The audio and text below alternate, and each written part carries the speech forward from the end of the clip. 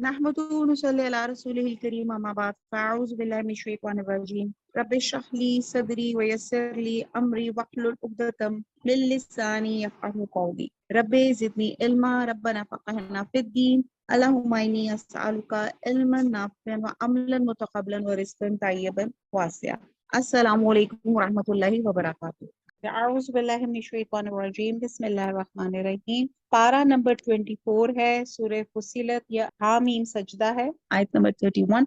नहनु हम औलियाउकुम, औलिया वली से है, हम तुम्हारे दोस्त, फिल हयात दुनिया, दुनिया की जिंदगी में, वफिल आखिराती और आखिरत में, वलाकुम और तुम्हारे लिए, फीहा इसमें, मा जो, तश्तही ये एक नया वर्ड है, इश्तहा लफ्ज होता है, इसमें से इश्तहा होता है चाहना, विश करना। तश्तही चाहेगा, अनफुसुकुम तुम्हारा दिल, वालाकुम और तुम्हारे लिए, फीहा इसमें, मा तदउन जो तुम तलब करोगे, जो तुम दुआ करोगे, ये सब इसमें होगा। और अगली भी साथ ही पढ़ लेते हैं। चले पहले इसकी मुहावरा कर लेते हैं। आयत नंबर 31। हम दुनिया की जिंदगी में भी तुम्हारे दोस्त थे और आखिरत में तुम्हारे रफीक हैं, और वहां जिस नेमत को तुम्हारा जी चाहेगा तुमको मिलेगी, और जो चीज तुम तलब करोगे तुम्हारे लिए मौजूद होगी। अब देखें कितनी प्यारी अल्लाह की हिकमत है। पीछे अल्लाह ताला डरा रहे हैं ऐसे लोगों को जो अल्लाह के रास्ते में जाने से खुद भी रुकते हैं और दूसरों को भी रोकते हैं। उनका अंजाम अल्लाह ताला ने जहन्नम बताया। फिर साथ साथ अल्लाह ताला की इतनी खूबसूरत हिकमत है, साथ ही फौरन खुशखबरियां। फिर अहले ईमान को बताया जा रहा है कि अगर तुम लोग डटे रहोगे तो फिर अल्लाह ताला जन्नत देंगे, जन्नतुल फिरदौस। और यहाँ पे उसकी आयत नंबर 31 में डिस्क्रिप्शन ये बताई जा रही है कि यहाँ पे डिस्क्रिप्शन क्या बताई जा रही है कि आ, आप जरा टेक्स्ट को देखें कि दुनिया की जिंदगी में भी हम तुम्हारे दोस्त हैं, यानी कि जो फरिश्ते थे जो दुनिया की जिंदगी में भी जो अल्लाह के दीन में आने वाली कोई भी मुश्किल पे मोमिन इंसान सब्र कर रहा था, तो वो कहते हैं कि हम दुनिया में भी तुम्हारे दोस्त हैं और आखिरत में भी तुम्हारे दोस्त होंगे। और वहां वहां यानी कि जन्नत में, वो जो इटर्नल जगह है, वहां पे हर वो नेमत होगी जो तुम्हारा जी चाहेगा, हर वो चीज होगी जो तुम तलब करोगे। छोटे बच्चों को जब जन्नत की डिस्क्रिप्शन दो ना तो कहते हैं अच्छा वहां पे चॉकलेट होगी, तो हम कहते हैं हाँ बेटा क्यों नहीं होगी। जो चीज तलब करोगे, जो चीज आप मांगेंगे, जो चीज की आप ख्वाहिश करेंगे, अल्लाह सुब्हानहू तआला वहां जरूर अता फरमाएंगे। जन्नत तो एक ऐसी चीज है कि अगर मैं कहूँ ना कि जन्नत को ड्रॉ करें तो हर एक अपने अपने हिसाब से जन्नत को अलग अलग उसकी डिस्क्रिप्शन उसको ड्रॉ एक अलग करेगा, यानी कि अपनी अपनी नेसेसिटीज, अपनी अपनी ख्वाहिशात के मुताबिक। लेकिन जन्नत वो चीज है ना किसी आंख ने देखी ना सुनी, और उसमें जो टेस्ट और जो चीजें मौजूद होंगी वो भी किसी आंख और मतलब आपने चखी भी नहीं होंगी, ऐसी आपने देखी भी नहीं होंगी। आगे अल्लाह ताला आयत नंबर 32 में बताते हैं नजूलन, नजूलन मेहमानी है, मेहमानदारी है, मिन गफूर रहीम से, गफूर बख्शने वाले मेहरबान की, बा मुहावरा हुआ ये बख्शने वाले मेहरबान की तरफ से मेहमानी है। क्या बात समझ में आई। जन्नतुल फिरदौस किनको मिलेगी, और कौन मेहमान मेजबान कौन होगा इस जन्नत का, अल्लाह सुब्हाना ताला। और मेहमान कौन होंगे, हम होंगे, लेकिन हम लोग वहां पे इन मोमिनीन होंगे। और अल्लाह ताला कह रही है बस क्या कर लो, रब्बुनुल्लाहु सुम्मस्तकामू, बस जब कह दिया फिर उस पे डटे रहो। अब इस आयत में जो पिछली भी थी 31 32, फरिश्तों का ही कलाम जो ईमान पे डट जाने वालों पे नाजिल होते हैं, और दूसरा ये अल्लाह ताला का भी कलाम है। फरिश्तों की दुनिया में वलायत का जिक्र हो चुका है, आखिरत में भी होगी, और हर मुकाम पे फरिश्ते इन्हें इस्तकबाल करेंगे, सलामती की दुआएं देंगे और जन्नत की बिशारत देंगे। आप ये देखें कि बैतुल मामूर, किसको पता है बैतुल मामूर क्या है? अच्छा चलें, खाना काबा हरम का तो पता है ना सबको। खाना काबा से बिल्कुल ऊपर आसमानों पे एक जगह है, खाना काबा से बिल्कुल सीधा ऊपर, जिसको बैतुल मामूर कहा जाता है। वहां पे 70,000 फरिश्ते एक टाइम पे तवाफ करते हैं, और कयामत तक दूसरी दफा उनको बारी नहीं आएगी। अंदाजा लगाएं कि किस कदर अल्लाह सुब्हाना ताला ने फरिश्ते बनाए हुए हैं कि वो एक दफा तवाफ करें और उनको दूसरी दफा बारी नहीं आए।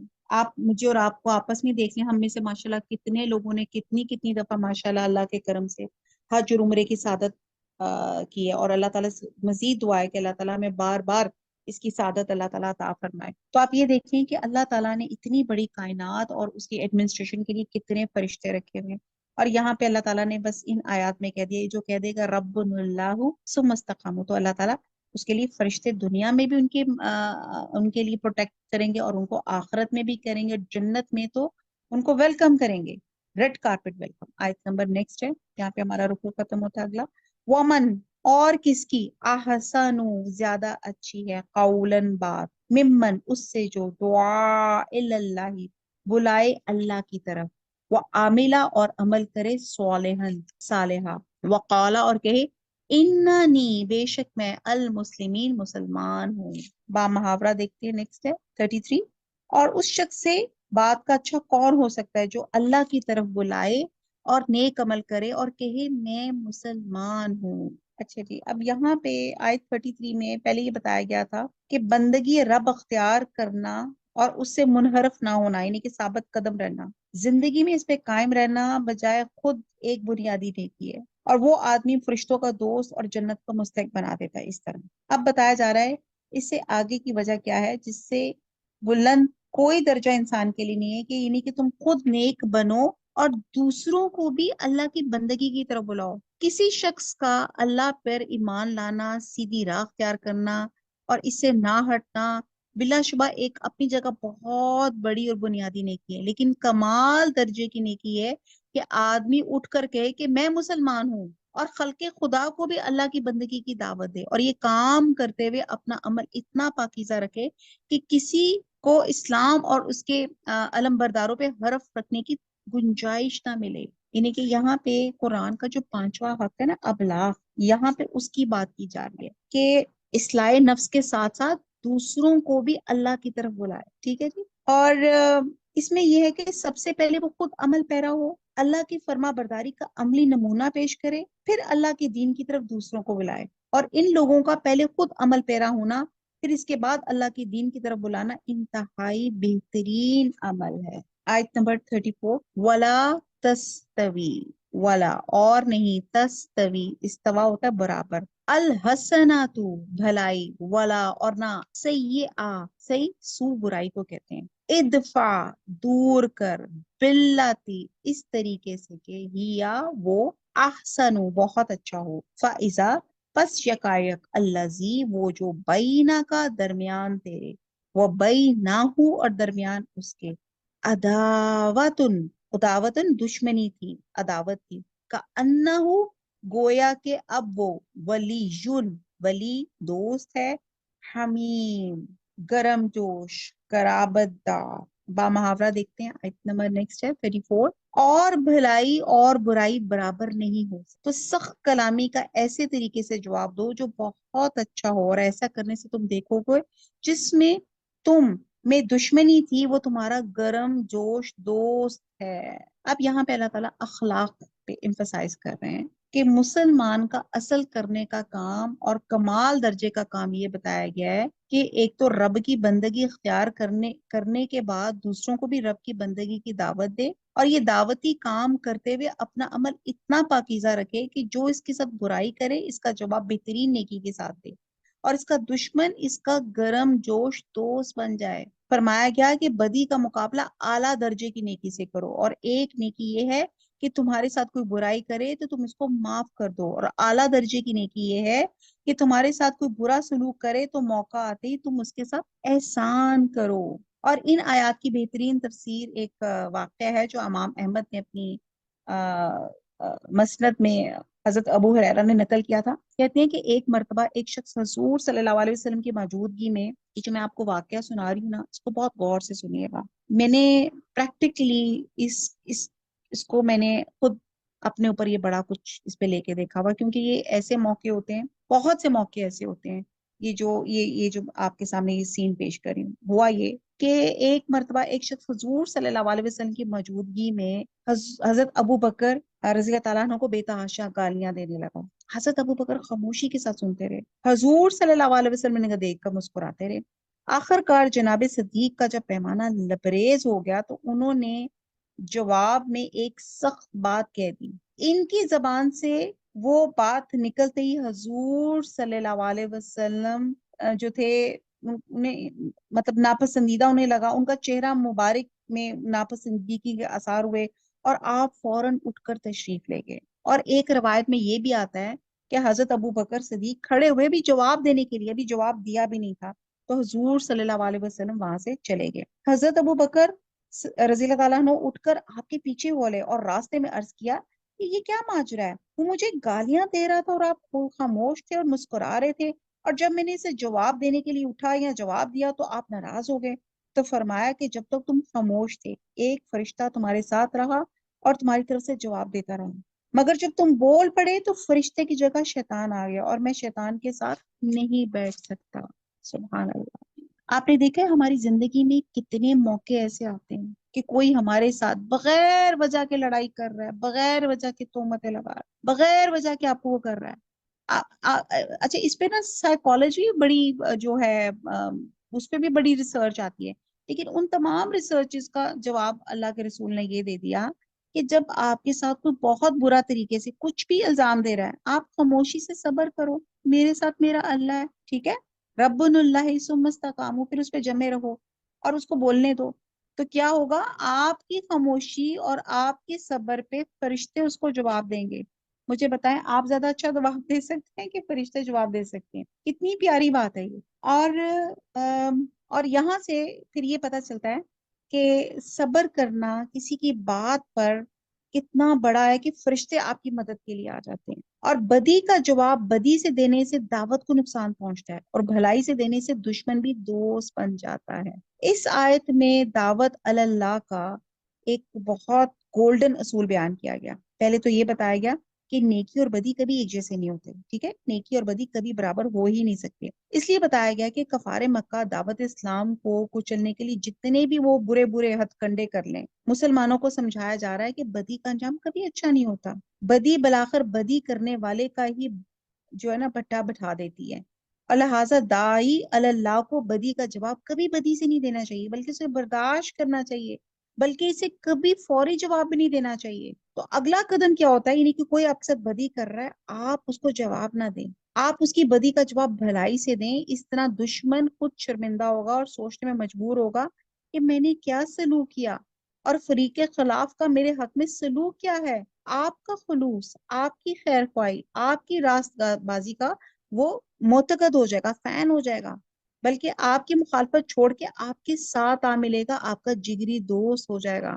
اور اس کی دوسرا فائدہ کیا ہے کہ آپ کی دعوت اللہ کی منزل کھوٹی نہیں ہوگی، اس میں مزید پیش رفت ہوگی۔ اگر آپ برائی کا جواب برائی سے دیں گے تو پھر ادھر سے مزید برائی اٹھے گی، اور پھر مزید مخالفت ہوگی، اور پھر کیا ہو جائے گا، پھر سب سے بڑا نقصان کیا ہوگا، تبلیغ اللہ کی دعوت کو نقصان پہنچے گا، کیونکہ ہمارا مذہب تو کیا ہے کہ آپ نے مسکرانا ہے، آپ نے اچھی وائبس لے کر آنی ہے، آپ نے اچھے اخلاق کا مظاہرہ کرنا ہے، اتنا اچھا اخلاق کہ آپ کا دشمن بھی آپ کا گہرا دوست بن جائے۔ آگے آتے ہیں آیت نمبر 35 پہ، وما، اور نہیں، یلقاہا، القا، عطا کی جائے گی، انہیں دی جائے گی، یلقا، اور نہیں دی جاتی ہے یہ بات، الا الذین، مگر ان لوگوں کو جو صبروا، جو صبر کرتے ہیں، وما، اور نہیں، یلقاہا، ملتی وہ بات، الا، مگر ذو حظٍ، صاحب نصیب کو عظیم بڑے،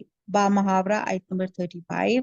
اور یہ بات ان لوگوں کو حاصل ہوتی ہے جو برداشت کرنے والے ہیں، اور انہی کو نصیب ہوتی ہے جو بڑے صاحب نصیب ہیں۔ یعنی کہ یہاں پہ آپ کو اللہ تعالیٰ صبر ہی کی دوبارہ سے یہاں پہ ایمفسائز کیا جا رہا ہے کہ یہ بات ان لوگوں کو حاصل ہوتی ہے جو برداشت کرنے والے ہیں، ثم استقاموا، اور پھر جمے رہتے ہیں، اور یہ بڑے صاحب نصیب والے ہوتے ہیں۔ اور دنیا میں ایکچولی لوگوں کی 3 قسمیں ہوتی ہیں بدلہ لینے کے حساب سے۔ ایک وہ قسم ہوتی ہے جو برائی کا بدلہ برائی سے اور نیکی کا بدلہ نیکی سے دیتے ہیں، یہ پہلی قسم ہے، ٹھیک ہے، ٹٹ فار ٹیٹ، اور عام لوگوں کی اکثر کسی ایسی ہی ہوتی ہے۔ دوسری قسم کے وہ لوگ ہوتے ہیں جو نیکی کا بدلہ بھی برائی سے دیتے ہیں، یہ بدترین لوگ ہوتے ہیں، اور کہتے ہیں ان میں بچھو کی انسٹنکٹ ہوتی ہے، ایسے لوگ آپ کو نقصان کرتے ہیں، اور ان کی یہ جو بد فطرتی ہے، اس وجہ سے لوگ ان سے نفرت کرتے ہیں اور ان سے دور رہنے کی کوشش کرتے ہیں۔ یعنی کہ پہلے وہ ہو گئے جو برائی کو برائی سے، نیکی کا نیکی سے بدلہ، اور دوسرا نیکی کا بھی برائی سے دیتے. اور تیسری کیٹیگری وہ ہے جو برائی ہونے پہ بھڑک نہیں اٹھتے بلکہ اسے برداشت کر جاتے ہیں اور بعد میں برائی کرنے والے سے خیر خواہی اور بھلائی کا سلوک کرتے ہیں.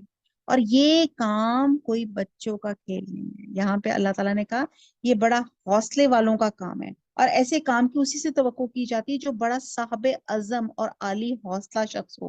اور ایسے لوگ سب سے بہتر ہوتے ہیں اور یہی لوگ اپنے مقصد میں کامیاب ہو جاتے ہیں. اللہ تعالیٰ ہمیں ایسا تیسری کیٹیگری والے لوگوں میں اللہ تعالیٰ ہمیں شامل فرمائے. آمین. آیت نمبر 36. وَإِمَّا، اور اگر، يَنزَغَنَّكَ،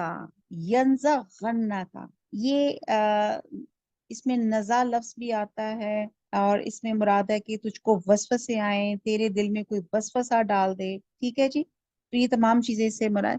ینزغنا کو بہکا دے تجھ کو یا وسوسہ دے تجھ کو، من الشیطانی، شیطان کی طرف سے. نزغن، نزغ کوئی وسوسہ. فاستعذ، پس تعذ جیسے اعوذ باللہ پڑھتے نا، اعوذ تو پناہ طلب کر، باللہ اللہ کی، انہو بے شک وہ ہوا وہ سمیع علیم سننے والا اور جاننے والا ہے. آیت نمبر 36 کو بامحاورہ ہے.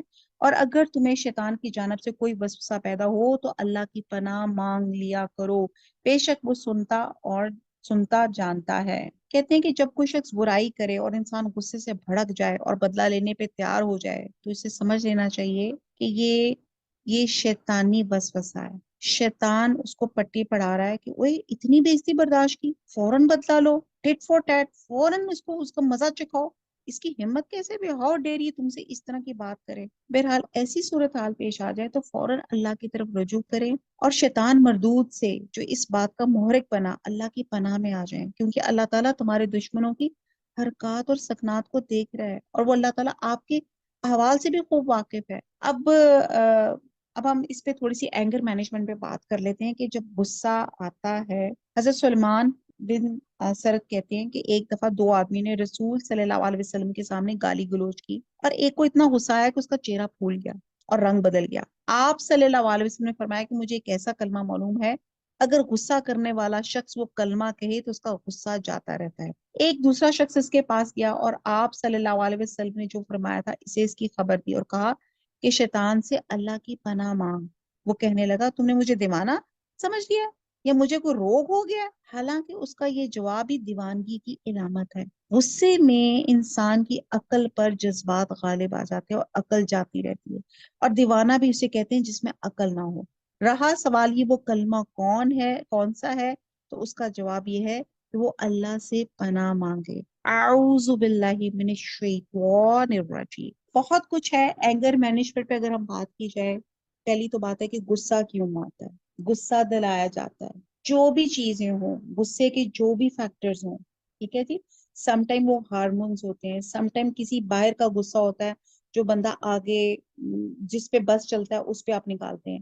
جیسے ایک آپ کے ہسبینڈ باہر سے کسی اپنے کولیگ سے لڑ کر یا کسی کی باس کی بات سن کر آ رہے ہیں، وہ ان کا غصہ آ کے اپنی بیوی پہ نکلے گا، بیوی آگے سے اپنے بچوں پہ نکالے گی، بچے آگے سے اپنے چھوٹے بہن بھائیوں پہ نکالیں گے، اپنے کلاس فیلوز پہ نکالیں گے. تو یہ غصہ جو ہے وہ شفٹ ہوتا ہے، یعنی کہ آپ کا غصے کی جو ہوتی ہے. اب مسئلہ یہ کہ اس غصے کو روکا کیسے جائے، تو اس کے لیے چھوٹے چھوٹے حل جو ہمیں سنت نبی صلی اللہ علیہ وسلم سے پتہ چلتے ہیں. نمبر ایک تو یہ کہ جب غصہ آئے تو اعوذ باللہ صحیح پروننسیشن سے پڑھیں. ہم تو اعوذ باللہ پہ ایسے اعوذ باللہ میں شیطان ہے، اوزو تو اذیت ہو جاتا ہے نا، اعوذ یعنی کہ آئین پہ آپ کی صحیح آواز نکلنا چاہیے. اعوذ باللہ من الشیطان الرجیم، کہ میں شیطان مردود سے پناہ مانگتا ہوں. پہلے تو آپ یہ اعوذ باللہ صحیح اپنی کریں. پھر اس کے بعد آپ جیسے اسکالرس کہتے ہیں کہ پانی جو ہے پانی پی لیا کریں. پانی سے جو ہوتا ہے انسان تھوڑا سا ٹھنڈک، جو آپ کے ہارمونس بہت گرم ہوتے ہیں وہ ذرا کول ڈاؤن ہو جاتے ہیں. پھر کہا جاتا ہے کہ آپ اپنی جگہ کو چینج کر لیں. اگر آپ کھڑے ہیں تو بیٹھ جائیں، بیٹھے ہیں تو لیٹ جائیں، اور خاص طور پہ آپ جس کمرے میں وہ غصے والا انسیڈنٹ ہوا ہے وہ آپ کمرہ چینج کر لیں.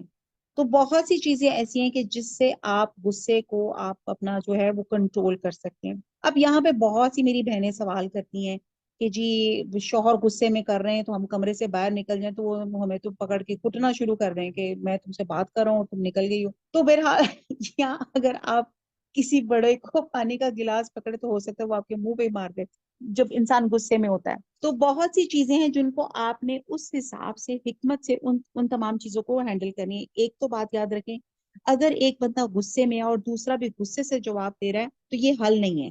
ایک بندے کو ایک لسنر اچھا ہونا چاہیے, اور ایک جو بندہ غصہ کر رہا ہے وہ تو بھی کنٹرول سے باہر ہے, کیونکہ وہ شیطان اس کو اور موٹیویٹ کر رہا ہے, اور جو بندہ سن رہا ہوتا ہے تو اسے لگتا ہے کہ میں قابو کر گیا اور میں اور غصہ دکھا کے اپنی جو ہے اٹینشن سیکر ہو سکتا ہوں. تو بہرحال اس کے لیے بھی یہ ہے کہ اگر بڑے کوئی آپ کے کر رہے ہیں تو خاموشی سے ادب سے ان کی بات سنتے جائیں.